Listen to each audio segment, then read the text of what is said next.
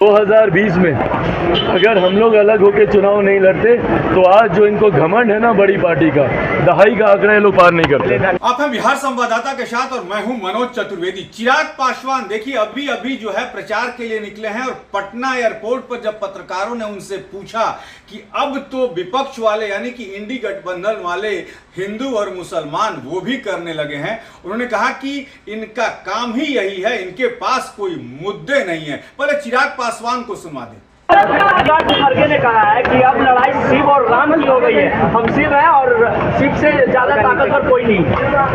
भाई कैसे ये लोग धर्म का इस्तेमाल करते हैं राजनीति में और उसके बाद आरोप हम लोगों पर लगाए जाते हैं। अगर ये लोग भगवानों में ही लड़ाई लगा रहे हैं तो सोचिए इंसानों को किस तरीके से ये लोग बांटने का काम करते हैं। हकीकत है विपक्ष के पास कोई मुद्दा नहीं बचा, इसीलिए ये लोग इस तरीके की भाषा का इस्तेमाल करते हैं। हम लोग जब भगवान श्री राम की बात करते हैं, ये मैनिफेस्टो का हिस्सा भारतीय जनता पार्टी का रहा है, जिसको कभी कांग्रेस या इनके सहयोगियों ने पूरा नहीं होने दिया।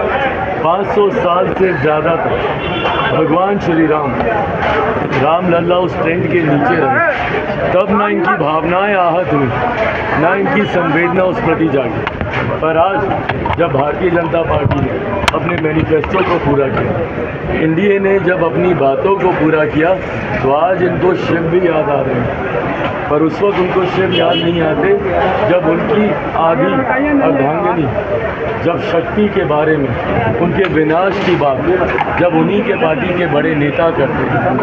हकीकत है चुनाव के वक्त सिर्फ और सिर्फ भावनाओं को आहत करने के लिए कांग्रेस, उनके घटक दल के नेता इस तरीके की बातें करते हैं।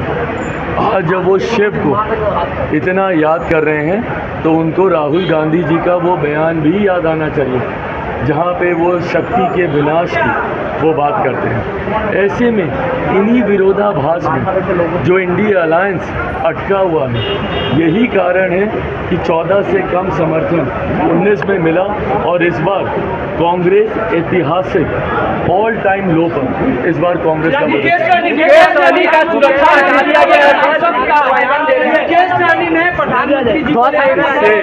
इससे ज़्यादा घृणित, निंदनीय, अशोभनीय और कुछ नहीं हो सकता। जिस तरीके से भाषा की सारी मर्यादा को तार-तार कर दिया गया, और मैं बिहार की जनता से भी अपील करूंगा, और बल्कि मैं उन लोगों से भी अपील करूंगा जो संभवतः कम संख्या में ही सही पर आज की तारीख में जो इंडिया अलायंस का समर्थन कर रहे हैं, मैं पूछना चाहूँगा कि क्या ऐसी भाषा का आप लोग समर्थन कीजिएगा? मेरे प्रधानमंत्री से लाख बैर सही, पर क्या कोई भी सभ्य समाज में ऐसी भाषा का स्थान है? क्या आप एक राष्ट्रीय अध्यक्ष के लिए आप इस तरीके की भाषा का आप इस्तेमाल कर सकते हैं? आपका विरोध किसी से भी हो, भारतीय भाषाओं में उसके शब्दकोश में ऐसे शब्द हैं कि आप कड़ी से कड़ी निंदा मर्यादित शब्दों में रहकर आप कर सकते हैं। हमारे देश का गौरव है, हमारे देश का पहचान है हमारे प्रधानमंत्री। आपका उनसे मतभेद वैचारिक हो सकता है, पर इस तरीके से व्यक्तिगत टिप्पणी करना क्या आपको शोभा देता है? आज की तारीख में हम लोग 21वीं सदी में हैं, पढ़े लिखे समाज की हम लोग कल्पना करते हैं। ऐसे में जब ऐसे लोग जिनको कोई ना कोई अपना आदर्श मानता होगा, किस तरीके की एग्जाम्पल आप सेट कर रहे हैं, किस तरीके का उदाहरण आप देना चाह रहे हैं। मैं बिहार की जनता से आग्रह करूंगा कि देखें और देखकर निर्णय लें। एक तरफ राजद है जो परिवार की माँ बहनों को गाली देने का काम करते हैं, दूसरी तरफ उनके सहयोगी हैं जो प्रधानमंत्री जी के बारे में इस तरीके के शब्दों का इस्तेमाल करते हैं। सभ्य समाज में ऐसे शब्दों की कहीं कोई स्थान नहीं है, और कल को अगर ऐसे लोग आ गए तो फिर उसके बाद आने वाली पीढ़ी को क्या संस्कार दिए जाएंगे, ये इनके नेताओं की भाषा से ही पता चलता है।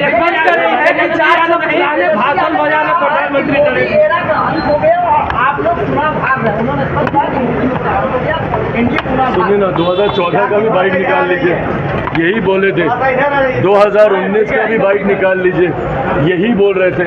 अंत किसका हो रहा है ये तो ये देख ही रहे हैं ना।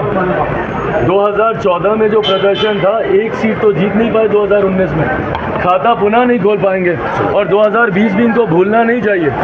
2020 में अगर हम लोग अलग होकर चुनाव नहीं लड़ते तो आज जो इनको घमंड है ना बड़ी पार्टी का, दहाई का आंकड़ा ये लोग पार नहीं करते। तो सुना आपने चिराग पासवान को कहा कि विपक्ष के पास कोई मुद्दा नहीं है और हम जो हैं 400 निश्चित तौर पर जीतेंगे। आपको यह भी बता दें कि कल चिराग पासवान जो हैं वो हाजीपुर में अपना नामांकन करेंगे और उनके नामांकन में देश के रक्षा मंत्री राजनाथ सिंह से लेकर तमाम हस्तियां मौजूद रहेंगी। वो भी खबरें हम आपको दिखाएंगे।